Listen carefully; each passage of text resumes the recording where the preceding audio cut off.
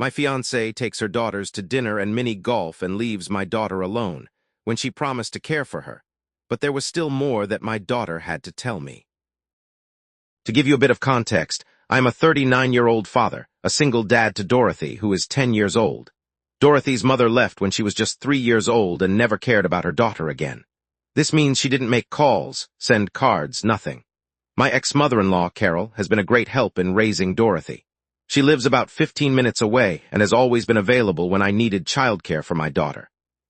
4 years ago, I met Michelle, who is 37 years old. She has 2 daughters, Emma, who is 15, and Zoe, who is 12 from a previous marriage. Michelle shares custody with her ex-husband through an unusual arrangement, where she has her daughters from January to June, and he has them for the rest of the year. When we started dating, Michelle was incredible with Dorothy. She filled the role of the maternal figure that had been absent. Dorothy accepted her immediately, and for over 3 years, everything went well. Michelle and her daughters moved into my house last September.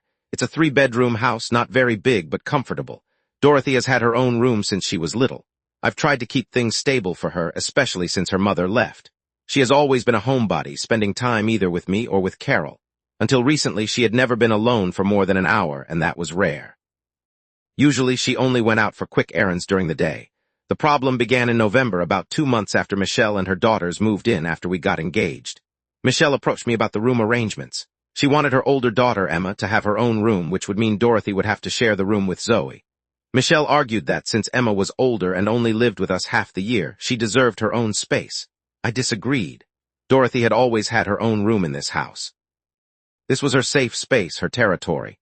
My intuition told me that making her give up her room and share it with someone she barely knew would make her feel displaced in her own home. I tried to explain this to Michelle, but she didn't seem to understand because she was making it difficult for me on this issue. Finally, we set the topic aside, but I could tell it still bothered her. Things were tense for a few weeks, but they seemed to calm down as the holidays approached.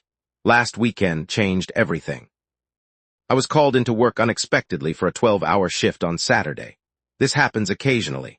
I work in emergency maintenance at an industrial plant, and when something breaks down, I have to go. Usually when this happens, Dorothy goes to Carol's house. But this time, Michelle assured me that she would take care of Dorothy, so I didn't call Carol. When I got home around 9:30 at night, I found Dorothy sitting alone in the living room watching TV. She was still wearing the pajamas from that morning. When I asked her how her day had been, she just shrugged. It was then that I noticed the takeout bag on the coffee table in front of her. The container was completely cold. I asked Dorothy where Michelle and the girls were. She told me that they had gone out and told her they would bring dinner home. Later, when speaking with Michelle, I learned that they had gone out to a restaurant for dinner and then to play mini golf. They had left Dorothy alone at home for at least 5 hours. I waited for Michelle to come home. When she arrived around 10:15 at night with her daughters, I asked to speak with her privately. I told her that I thought it was absolutely crazy that she left Dorothy alone and didn't even think to take her on a family outing, especially when I wasn't home.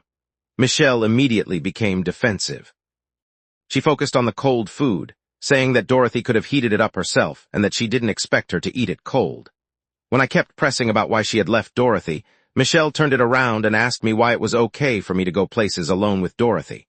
I explained that in the months since her daughters moved in, my outings alone with Dorothy had been to the supermarket and one visit to the vet for Dorothy's cat. These were necessities, not fun family activities like dinner and mini golf. The argument ended with both of us frustrated and nothing resolved. That night I slept on the couch. The following week was awkward. Michelle and I barely spoke beyond what was necessary for running the household. The girls noticed the tension, but we tried to keep things civil in front of them. Then Friday came. Michelle was going to take Emma and Zoe to the dentist for their 6-month checkups.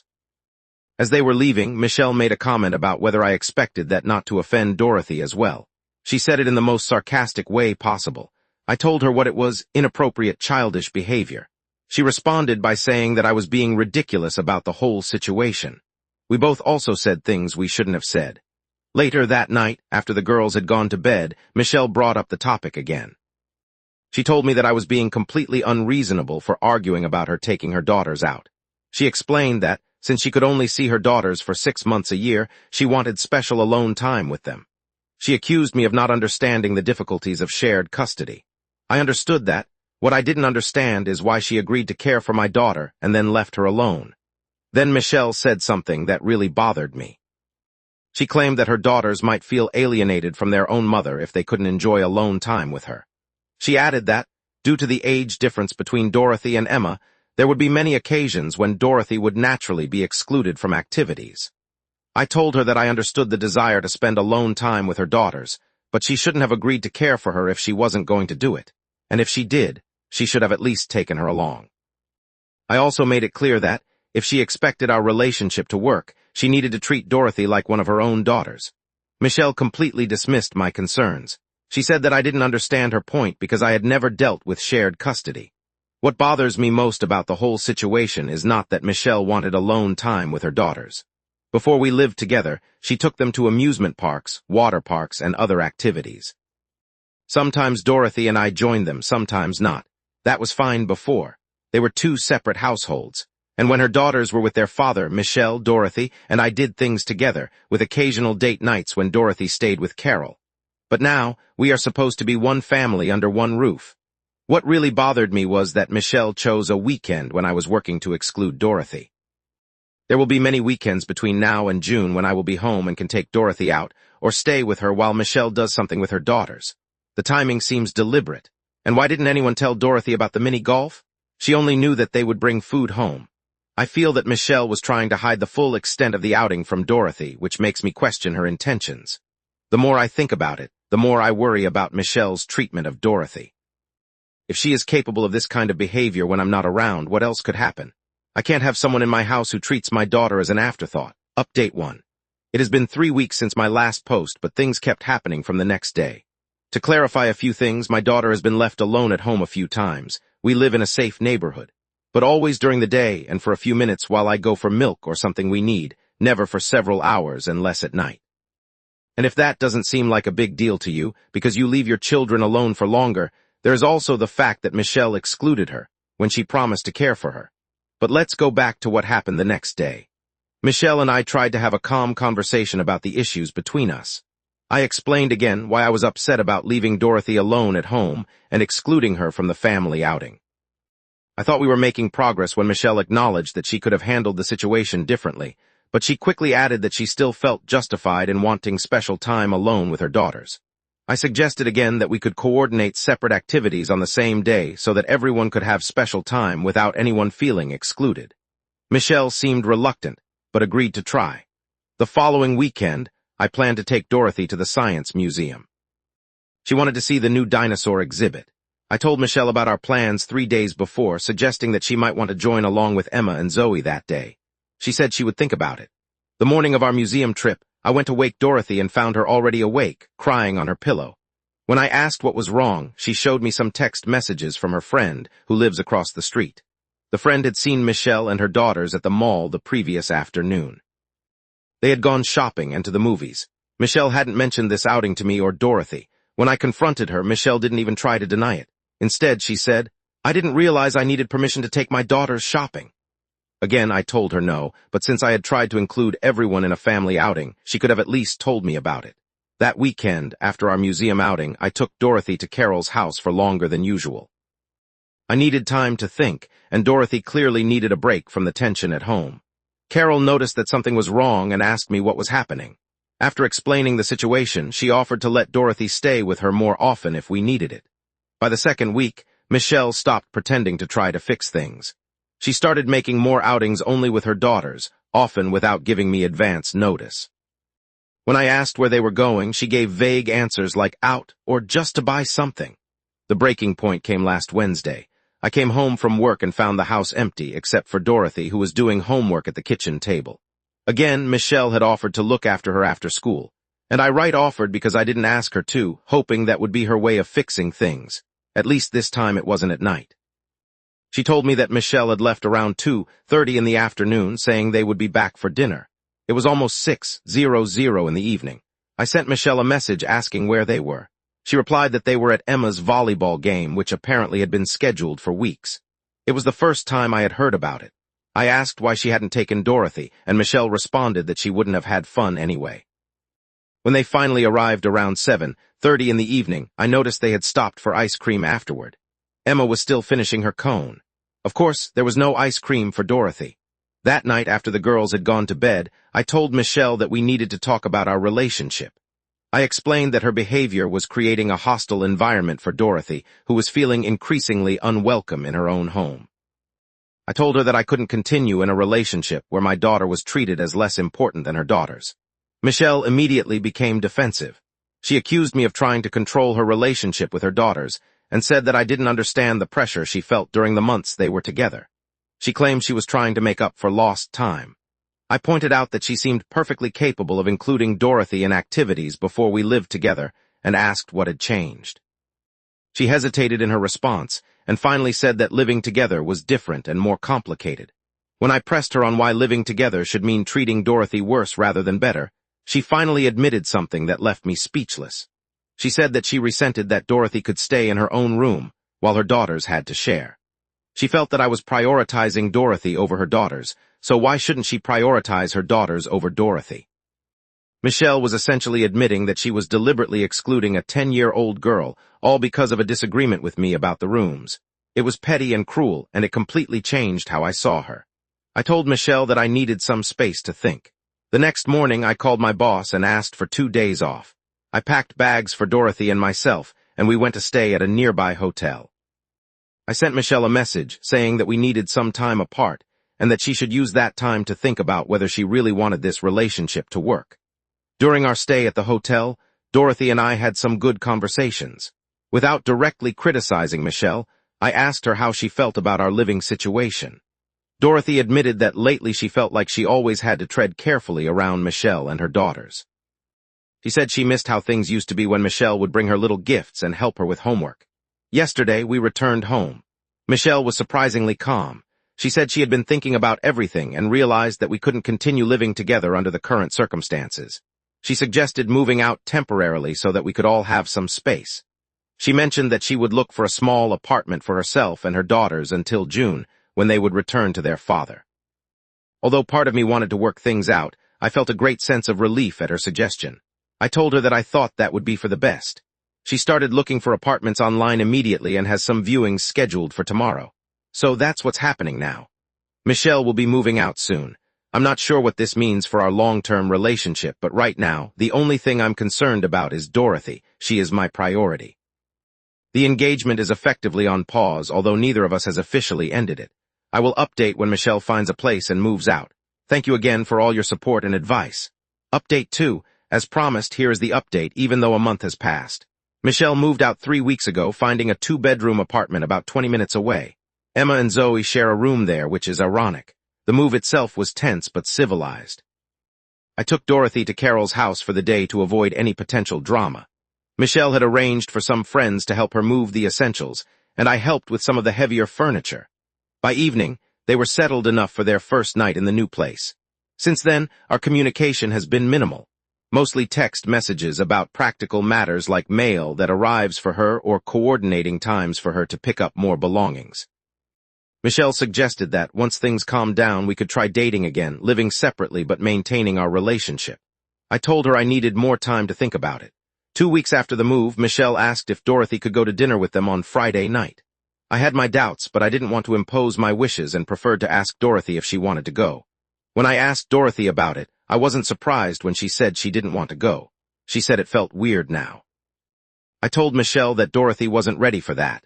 Michelle didn't take the news well. She sent me a long text message telling me that she was trying to make amends and that I wasn't doing my part. She accused me of turning Dorothy against her and alienating her from her and her daughters. I was going to respond, but before I finally did, other things happened. Carol called me worried. She asked me if I knew about the conversation Michelle had with Dorothy last month, shortly after the mini-golf incident. When I said no, Carol explained that Dorothy had just told her about it. According to Dorothy, Michelle had pulled her aside one morning while I was in the shower and told her that she needed to understand that her family comes first. Apparently, Michelle explained to Dorothy that, when her daughters were with them, she should stop causing drama and stay quiet. It's worth noting here that I have tried to include her daughters, because if we were all living under one roof, we should at least try to do some things together. She told her that she wasn't trying to be mean, but that Dorothy needed to mature and stop expecting to be included in everything. Dorothy hadn't told me about this conversation because Michelle had specifically asked her not to, saying that it would only cause problems between the adults and make things worse for everyone. She told Dorothy that sometimes girls need to have girl secrets. I called Michelle and asked her about the conversation.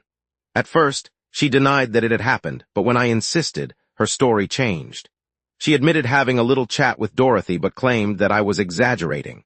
She said she was only trying to help Dorothy understand the complications of blended families, but that she had misinterpreted everything.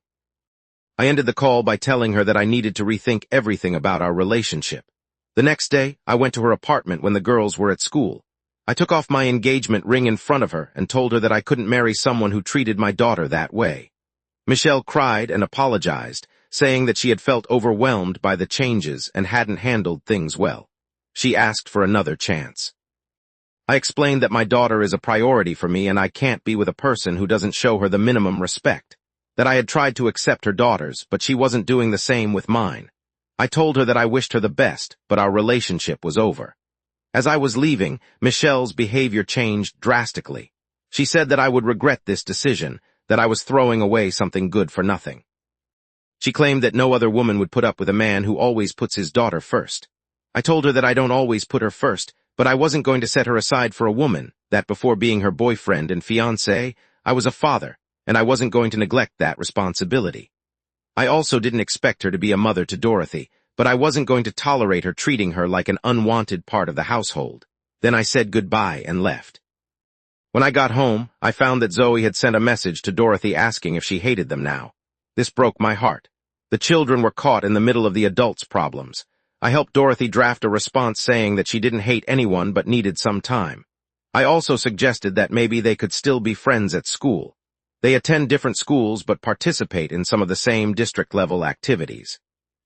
That night I sat down with Dorothy and had an honest conversation about what had happened. I explained that Michelle and I weren't going to get married and that they wouldn't be living with us again.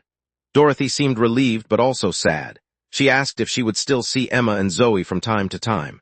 I told her that we would work it out, but it would be different now. The past week has been quiet. We are gradually returning to our routine as a family of two. Dorothy seems more relaxed, laughs more, and is inviting her friends over again, something she had stopped doing with the recent changes. As for me, I'm processing a mix of emotions. Disappointment because the relationship I thought had so much potential ended this way. Anger at how Michelle treated Dorothy. Relief for having discovered this side of Michelle before marrying her. And gratitude for those who encouraged me to stand up for my daughter. Update 3. I hesitated to post again, after more than half a year of not doing so, because I wasn't sure if there was anything relevant to share. Life has largely returned to normal for Dorothy and me. However, recent events prompted me to write this update. After ending things with Michelle, I focused completely on rebuilding stability for Dorothy. We redecorated her room, something she had been asking to do for a long time. We returned to our old routines and spent more quality time together. Carol remains a constant presence in our lives, often joining us for Sunday dinners. At the end of June, Emma and Zoe returned to their father's house as planned. Michelle sent me a text to let me know they were leaving and asked if Dorothy wanted to say goodbye. Dorothy decided that she did want to see them, so I took her for a brief visit. It was awkward but civilized. The girls exchanged contact information, although as far as I know they haven't been in regular contact. During the summer, Michelle occasionally reached out with attempts at reconciliation. She sent messages explaining how she had reflected on her behavior and realized her mistakes. She asked if we could meet for coffee and talk. I declined these invitations, maintaining that my decision was final. In August, I received a call from Michelle's ex-husband, Brian. This was unusual, as we had only met a few times and never spoken privately. He wanted to meet for a beer, saying he had something important to discuss. I know this sounds like I wouldn't accept coffee but would accept beer, but that didn't influence me. It was just curiosity. At the meeting, Brian revealed that Michelle had been badmouthing me to mutual friends, claiming that I had irrational expectations and that I ultimately left her because I couldn't handle her daughters. More worryingly, she had told Emma and Zoe that I had prevented Dorothy from maintaining a relationship with them, painting me as the villain in the situation. Brian only found out about this when Zoe got upset after trying to send a message to Dorothy and not receiving a response. It turned out that Dorothy never received the messages because Michelle had changed the number. Brian apologized for getting involved, but said he was concerned that the girls were being used as pawns. He mentioned that Michelle had shown similar behavior during their marriage. often creating conflicts between him and the girls when she was upset with him.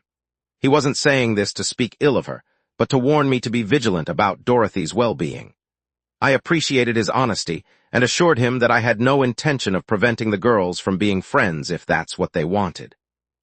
We exchanged the girls' contact information and agreed to facilitate some occasional meetups between them when they returned to Michelle in January. Last month, almost exactly a year after Michelle and her daughters moved in with us, I received a certified letter from Michelle. Inside was a formal apology letter along with several pages of reflections on her behavior. She wrote that she had started therapy to address her insecurities and her pattern of prioritizing her needs over others. She didn't ask for reconciliation this time, only acknowledged the harm she had caused and took responsibility for her actions. I sent a brief message thanking her for the letter and wishing her the best on her journey. That was the extent of our communication. As for Dorothy and me, we are doing well. Dorothy started 5th grade with enthusiasm and joined the school's science club. She still mentions Emma and Zoe from time to time, usually when something reminds her of them, but without the anxiety that characterized those conversations in the past. I have started dating again, very casually, and without introducing anyone to Dorothy yet. I am more cautious now, but not closed off to the possibility of finding a partner who truly respects the bond I have with my daughter. Carol remains a very important person in our lives, stepping in whenever necessary and providing Dorothy with constant female guidance. I have often wondered how things would have been if Michelle had taken on her role in Dorothy's life with the same selflessness and generosity that Carol demonstrates every day. The room that briefly belonged to Emma and Zoe has been converted into a guest room combined with a home office. If there's one thing I've learned from this experience, it's that you can't compromise when it comes to your child's emotional safety. No relationship is worth it if you have to watch your child shrink, feeling unwelcome in their own home. Update 4. This would be the time when Emma and Zoe would return to the city to spend time with Michelle, and Dorothy would take the opportunity to share with them. But the girl's father has obtained full custody, and they will now live full-time with him in the other city. This doesn't prevent them from maintaining a relationship, at least virtually. Dorothy has been messaging with them, especially with Zoe. Now, with what happened and that I found out after a call from Brian, the girl's father, to tell me that his daughters wouldn't be coming. They had been having some disagreements between him and Michelle, which led to Michelle attempting a move to get full custody of both daughters. She had been telling Zoe via messages that, if she told a little white lie, in quotes, about her father, she could return earlier to see her. Zoe had wanted to return to the city to see some friends besides Dorothy, which Michelle used. Zoe wasn't supposed to talk about this with anyone for the time being until the right moment, but she mentioned it to Emma, and Emma spoke with her father. Finally, Brian used that to request full custody of both his daughters, as he had the evidence on Zoe's phone. Now Dorothy is a little sad about the outcome because she only wanted to see the girls.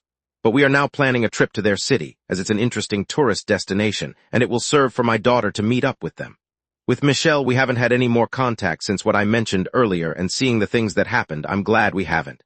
Comparing what she tried to do with Brian to what she did with me and Dorothy, it seems almost mild. So that's all. A small update to this story.